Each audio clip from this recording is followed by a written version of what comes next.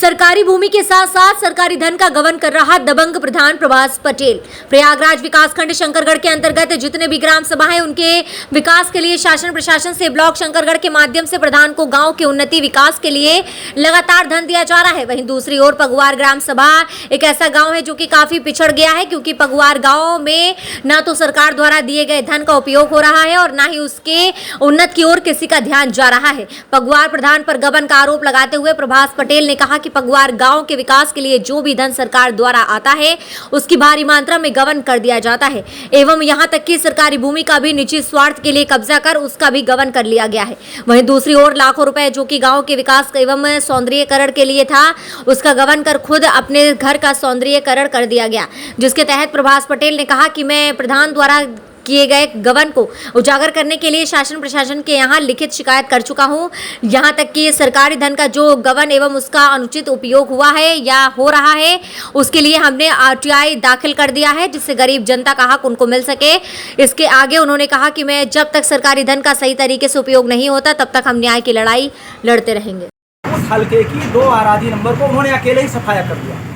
दुर्भाग्य देखिए इस पंचायत का कि वो जमीन सरकारी और उस जमीन पर लगा हुआ सारा धन सरकारी। एक विवाह घर इन्होंने बनवा दिया बीडीसी रहते हुए, अब प्रधान रहते हुए उस घाट का सौंदर्यीकरण के नाम पर सारा धन वहीं लगा दिया। पंचायत का विकास नदारत और सारी जमीन सारा सौंदर्यीकरण व्यक्तिगत अपने हित में।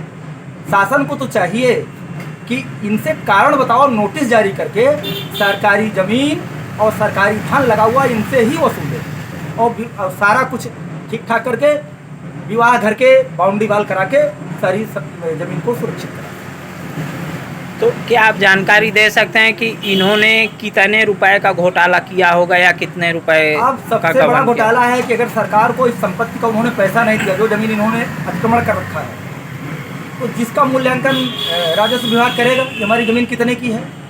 एक तो वो है, दूसरा उसमें सरकार का जो भी धन लगा वो इनके व्यक्तिगत हित में लगा। पब्लिक का उससे कोई लेना देना नहीं, कोई भला नहीं है। यहाँ तक कि 4 साल बने पुराने विवाह घर में एक भी शादी नहीं हुई। तो इस तरह की क्षति हुई है शासन की। तो शासन चाहे तो इनसे वसूल है।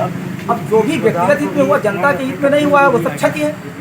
अच्छा, जैसा कि इनके घर के सामने नदी बह रही है तो उसका सौंदर्यीकरण हुआ है, तो क्या आप बताना चाहें नदी का सौंदर्यीकरण हुआ है या किसी और? अब नदी का क्या सौंदर्यीकरण करेंगे? नदी में तो पुल बना था, लोग आते थे जाते थे। सौंदर्यीकरण इन्होंने मेरे ख्याल से अपने दरवाजे पर करवाया।